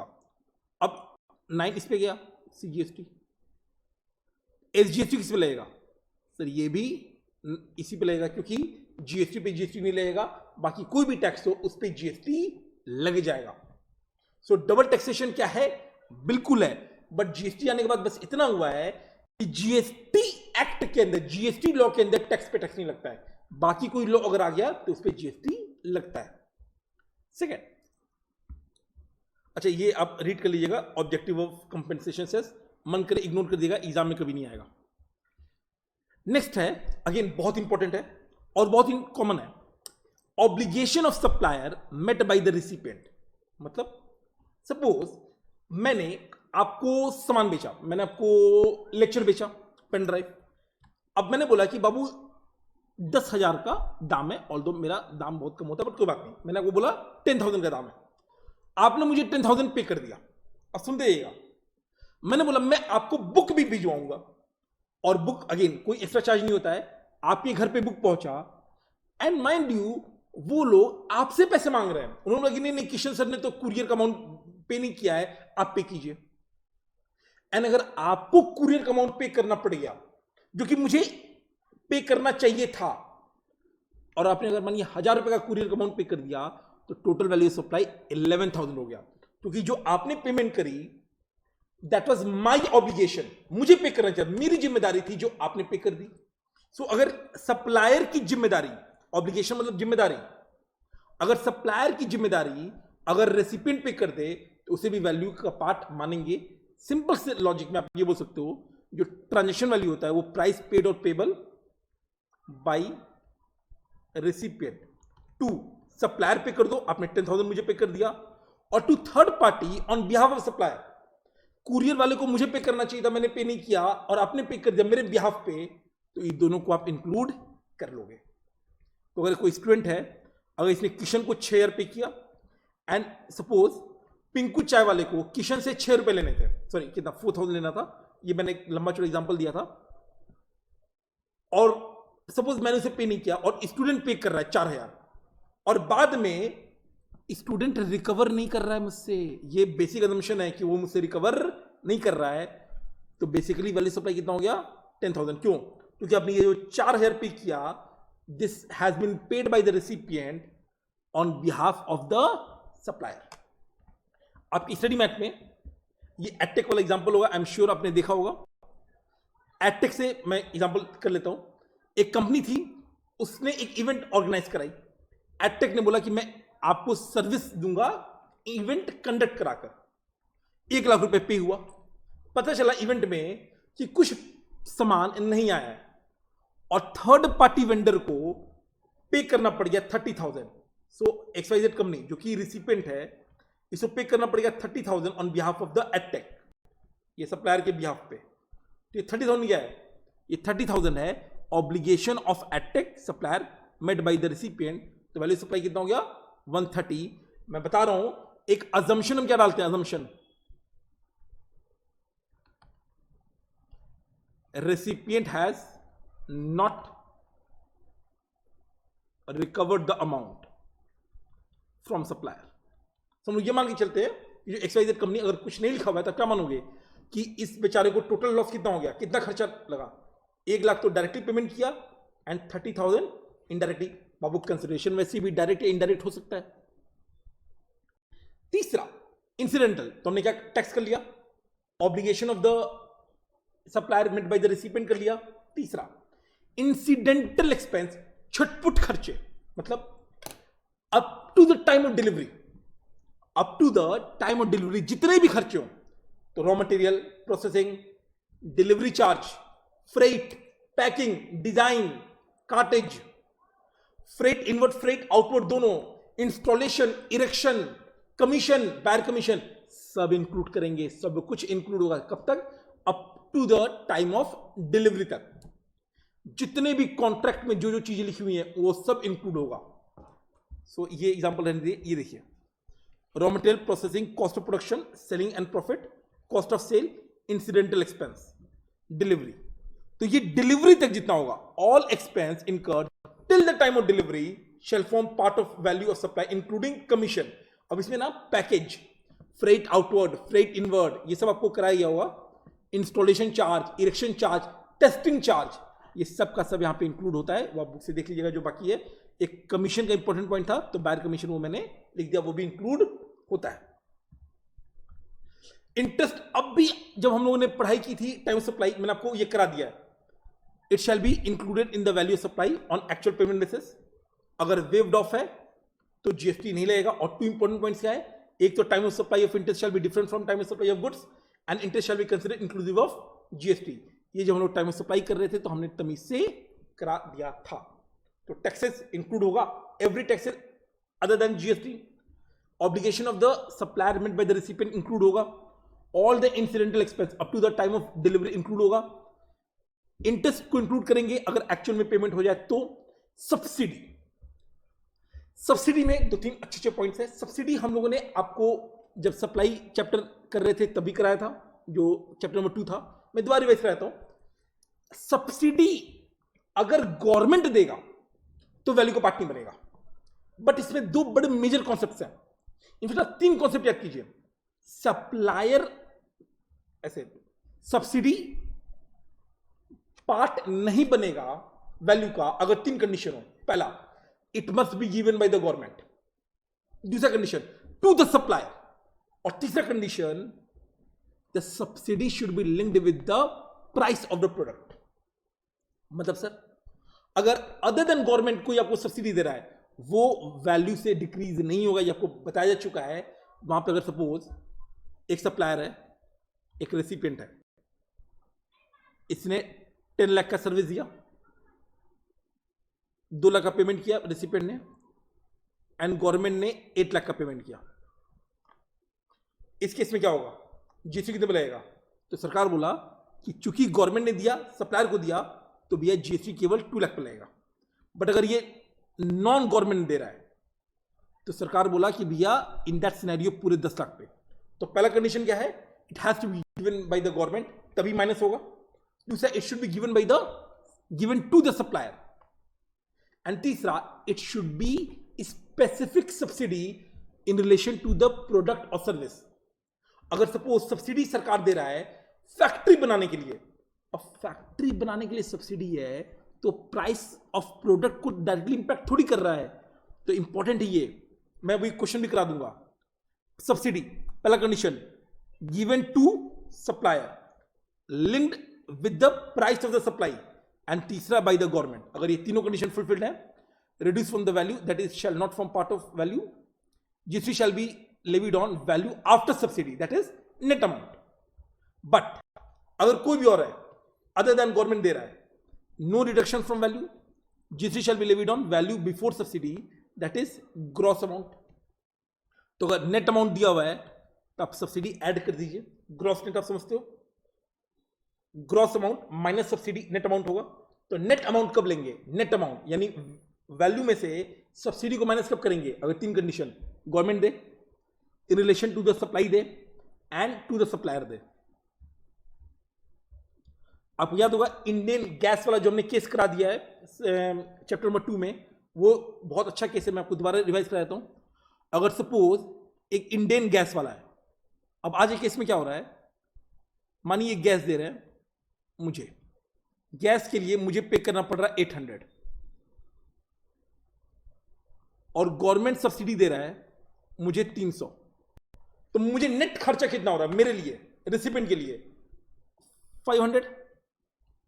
बट ये जो सब्सिडी है ये क्या 800 में से माइनस होगा? आंसर इज नो, क्योंकि गवर्नमेंट इंडियन को डायरेक्टली, इंडियन मतलब जो गैस वाला होता है, क्या डायरेक्टली दे रहा है? नहीं। इंडियन को क्या मतलब है? इंडियन कितने में सप्लाई दे रहा है? 800 का सामान, कितना पैसा मिल रहा है? 800। तो फिर वो जीएसटी कितने में लगाएगा? 800 पे जीएसटी लगाएगा। तो मुझे कितना पे करना पड़ेगा? प्लस जीएसटी पे करना पड़ेगा, जो भी अमाउंट होगा, और बाद में मुझे जो भी रिटर्न आ गया। तो लास्ट टाइम में बोल रहा हूं, गवर्नमेंट किसको देगा? सप्लायर को देगा। अगर रिसिपिएंट को गवर्नमेंट दे रहा है तो फिर माइनस नहीं होगा। एंड तीसरा, link with the supply. And last है डिस्काउंट, जो कि बहुत ही जबरदस्त पॉइंट है। मैं एकदम आराम से बोलता हूं, डिस्काउंट बाबू माइनस होना चाहिए। अब इसका दो पार्ट बन सकता है, डिस्काउंट या तो बिफोर सप्लाई या eight the time of supply दिया जाए, या आफ्टर सप्लाई डिस्काउंट दिया जाए। अब आफ्टर सप्लाई डिस्काउंट भी दिया जाता है, बट पहले हम लोग करते हैं सप्लाई के पहले डिस्काउंट चला गया या eight the time of supply. For example, आप लोग शॉपिंग करते हो, शॉपिंग करने आप जाओगे, 5,000 का मानो कोई कपड़ा है, सपोज आपने एक शर्ट लिया 5,000 का एंड डिस्काउंट चल रहा है 50%, तो आपको कितना देना पड़ता है? 2,500। तो ये कैसा हो गया? Discount at the time of supply. अब दो चीज हो सकता है, अगर ये डिस्काउंट इनवॉइस में रिकॉर्डेड है, मतलब इनवॉइस में शो कर रहा है 5,000 माइनस डिस्काउंट 2,500, तो जीएसटी कितने में लगेगा? ऑब्वियसली नेट अमाउंट पे। बट मानिए जो सप्लायर है वो कह रहा है नहीं नहीं नहीं नहीं, मैं डिस्काउंट तो दे रहा हूं बट मैं इनवॉइस में नहीं लिखूंगा। अब क्या प्रूफ है कि सच में डिस्काउंट दिया है, नहीं दिया है, और दिया है तो कितना दिया है? इनफैक्ट ये तो फ्रॉड हो गया कि आप इनवॉइस ज्यादा का काट रहे हो, और कोई ऐसा कोई क्यों करेगा? डिस्काउंट रिकॉर्ड नहीं करोगे तो क्या प्रूफ है कि आपने डिस्काउंट दिया था?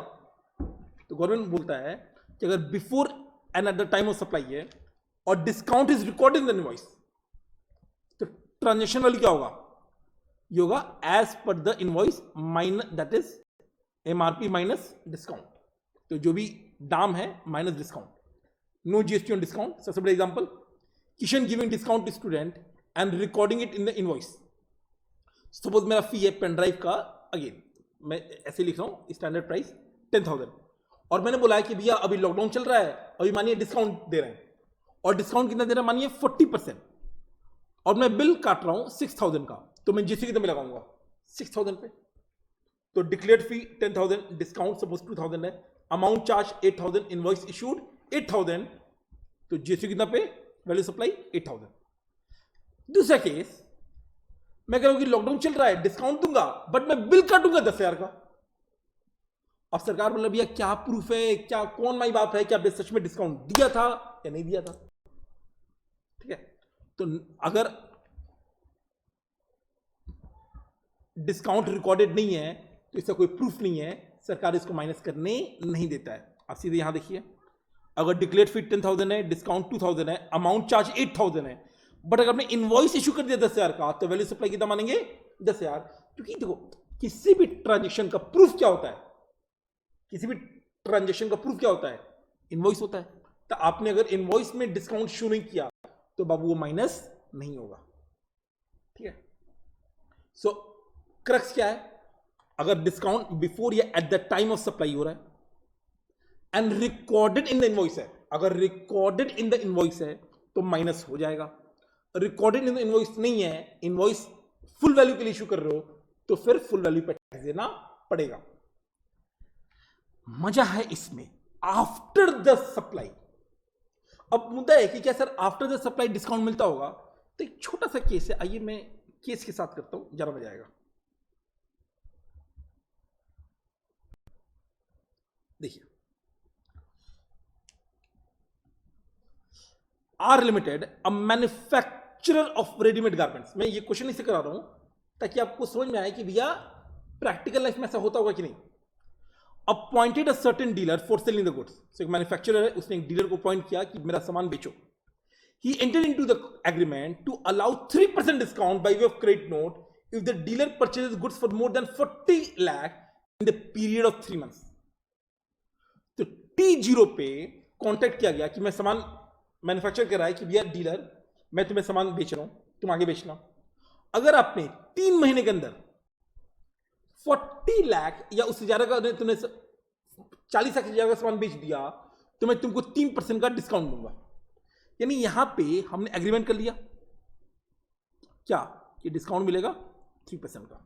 आगे देखिए, क्या T0 पे मुझे पता है कि डिस्काउंट पक्का मिलेगा? नहीं, बट मुझे पता है ना कि अगर मैंने वो इवेंट, अगर मैंने वो टारगेट पूरा कर दिया तो डिस्काउंट मिल जाएगा। रियल लाइफ में ऐसा होता होगा कि नहीं? बहुत होता है।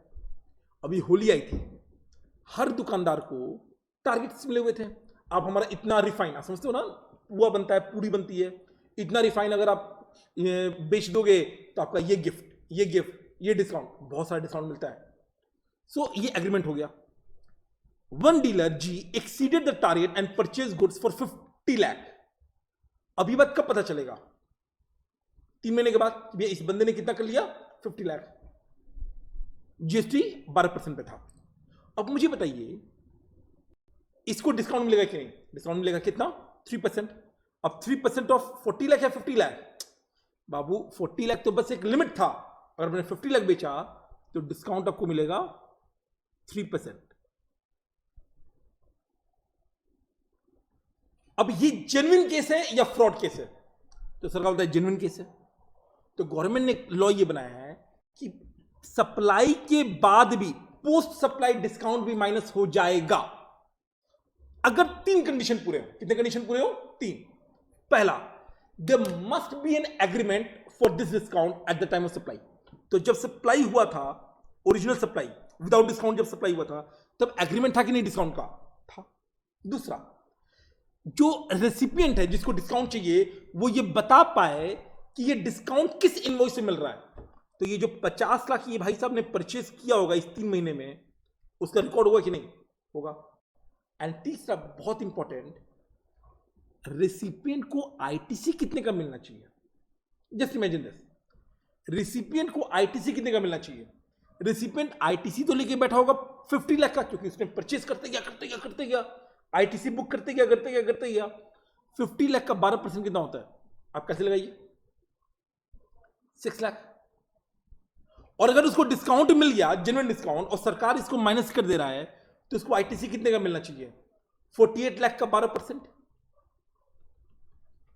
तो ये जो डिफरेंशियल है वो उसको रिवर्स करना पड़ेगा, क्योंकि अगर मैं रेसिपिएंट हूं, मैंने सामान परचेस किया 50 लाख का, मैंने जीएसटी बुक कर दिया 50 लाख का 12%, बाद अगर मुझे डिस्काउंट मिल जाएगा तो मेरा नेट वैल्यू कितना हुआ? 48,50,000। तो मुझे आईटीसी कितना अलाउ होना चाहिए था? 48,50,000 का 12%। तो मुझे, मैंने बुक करके रखा हूं 50 लाख का 12%, मुझे अलाउ होना चाहिए था 48,50,000 का 12%। तो जो डिफरेंस है ये 1,50,000 डिस्काउंट का 12%, वो मुझे रिवर्स करना पड़ेगा। ये 3 कंडीशन है, ये तीनों कंडीशन आपको याद करना है। देखिए, आफ्टर द सप्लाई जो डिस्काउंट है, such discount will not be reflected in the original invoice.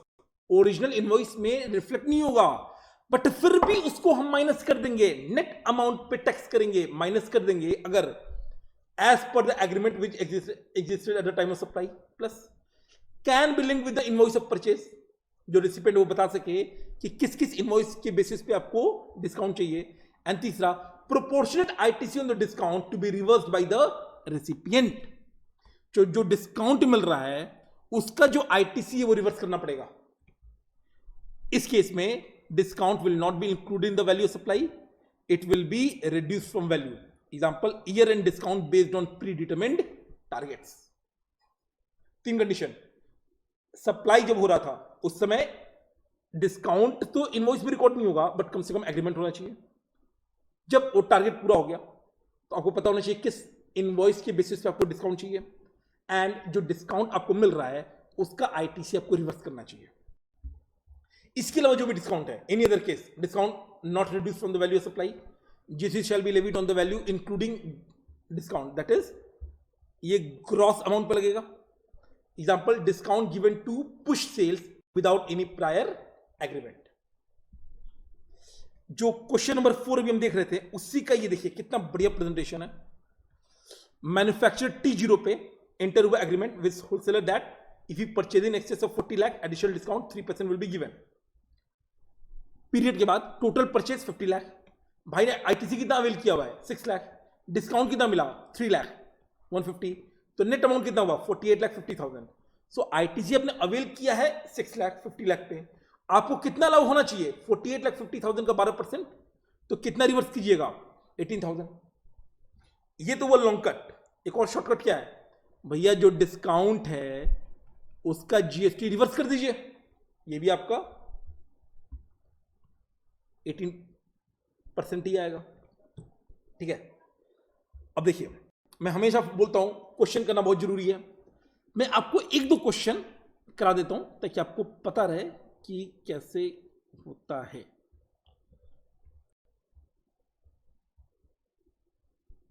Single, again institute का क्वेश्चन है,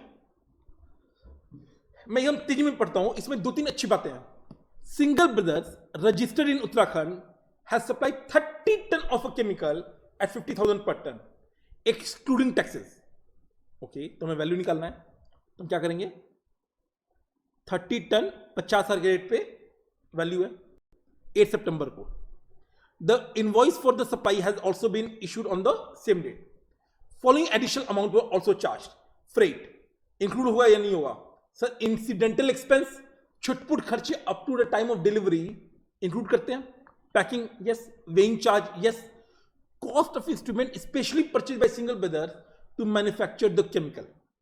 देखिए बाबू, जो कैपिटल गुड्स होता है, आई अग्री कि उसका डिप्रिसिएशन आता है, बट यहां पे क्या लिखा हुआ है, ये जो कॉस्ट ऑफ इंस्ट्रूमेंट है ये स्पेशली परचेज हुआ है इस केमिकल के लिए.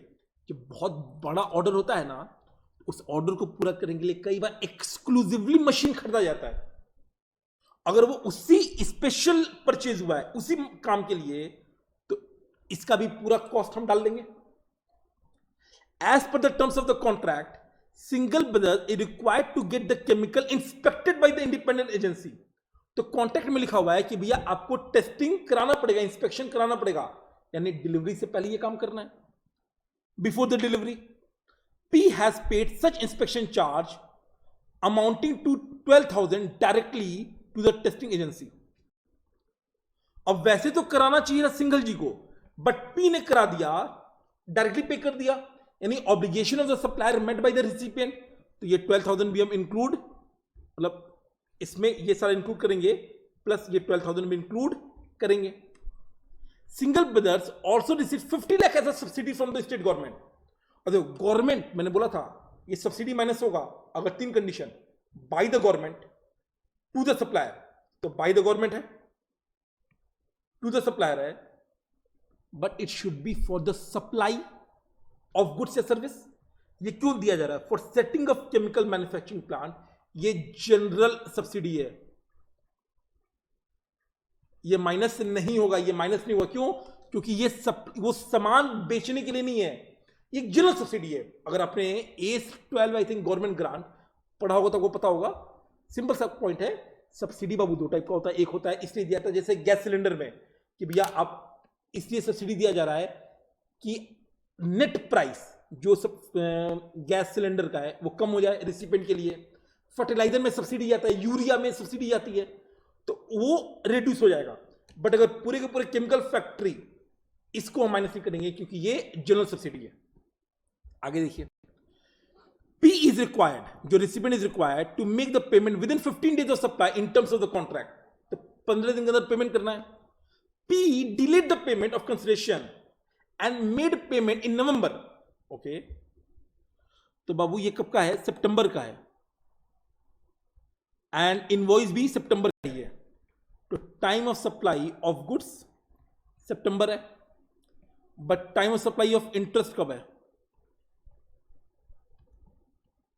ये आपका नवंबर हो जाएगा. मैंने बोला ना, एक तो जब पेमेंट करेंगे तब, दूसरा टाइम ऑफ सप्लाई डिफरेंट होता है गुड्स से, और तीसरा पॉइंट ये जो 15,000 है इसे हम इंक्लूसिव मानेंगे. सुना? तो वैल्यू में कितना इंक्लूड होगा? वैल्यू में इंक्लूड होगा 15,000 डिवाइडेड बाई 118 इंटू 100. ये required to calculate GST liability. इसका आप सॉल्यूशन देखिए, एकदम सिंपल सा है. आपने प्राइस ले लिया, freight, packing, weighing, cost of special instrument, ये सब इंक्लूड कर दिया. इंस्पेक्शन चार्ज, ये obligation of supplier met by the recipient, government subsidy नहीं लिया, और इंटरेस्ट देखा. सितंबर में कितना पे करना है? तो बाबू ये जो वैल्यू है तो टोटल वैल्यू है, बट इसमें ये 12,000 ये जो इंटरेस्ट आ रहा है ये सितंबर में नहीं है तो नवंबर में जाएगा. तो टोटल वैल्यू माइनस इंटरेस्ट, उस पे जीएसटी कैलकुलेट हो गया. और नवंबर में जो ये 12,000 यहां माइनस हुआ था इस पे, समझ? ड्यू डेट आपको पता है जिस भी मंथ का होगा, अगले मंथ की 20 तारीख. सो ये एक पॉइंट था जो मैं चाहता था कि आप पढ़ लें. क्वेश्चन 4 हमने कर ही लिया. और एक छोटा सा पॉइंट, कमल बुक डिपो, अगेन ये भी आरटीपी का है, इसमें बस एक छोटा सा पॉइंट था. आप ये बुक, ये क्वेश्चन रीड कर लीजिएगा. मैं आपका ध्यान लाना चाहता हूं, ये वाला, बस ये लाइन पढ़िए. On receipt of second order Kamal book depot allowed a discount of 20,000 on the first order. Basically क्या हुआ है, पहले एक ऑर्डर 1 हुआ है, ऑर्डर 1 में बहुत ही अच्छा सप्लाई किया गया। तो क्या था, ये कमल जी हैं जो सप्लायर थे और मेहता जी रेसिपेंट थे। ऑर्डर 1 का सप्लाई हो गया, मेहता जी को बड़ा मजा आया काम करके, इन्होंने एक सेकेंड ऑर्डर प्लेस किया एंड साथ ही जो पहला ऑर्डर था ना उसके लिए डिस्काउंट दे दिया। On the receipt of second order Kamal book allowed a discount of 20,000 on the first order placed. अगर बताओ, ये जो ऑर्डर पहला ऑर्डर था उसके लिए जो कमल सप्लायर डिस्काउंट दे रहे हैं, वो तो पहला ऑर्डर तो पूरा हो चुका है, ये तो सेकेंड ऑर्डर के बाद वो डिस्काउंट मिल रहा है। क्या उसमें कोई एग्रीमेंट था? उसमें कोई एग्रीमेंट नहीं था। ये आप क्वेश्चन पढ़ लीजिएगा। इसमें बस मैं इतना बताना चाह रहा हूं कि एक ऑर्डर पहले प्लेस हुआ, उससे खुश होकर रिसिपेंट ने दोबारा भी ऑर्डर प्लेस कर दिया।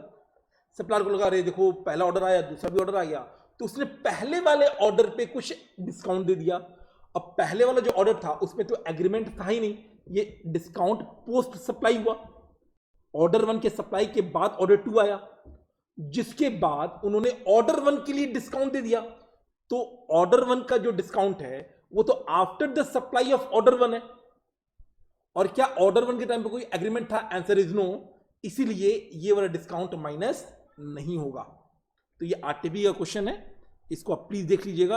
एंड मैं फिर रिक्वेस्ट कर रहा हूं बाबू, ये सब क्वेश्चन आपको एक बार आप करके जाइएगा, वरना एग्जाम में इंस्टीट्यूट ठीक ठाक क्वेश्चन पूछता है, राइट। चलिए, तो इसी के साथ हम लोगों ने क्वेश्चन भी कर लिया और दैट्स इट। आगे बढ़ते हम लोग नेक्स्ट करेंगे इनपुट टैक्स क्रेडिट।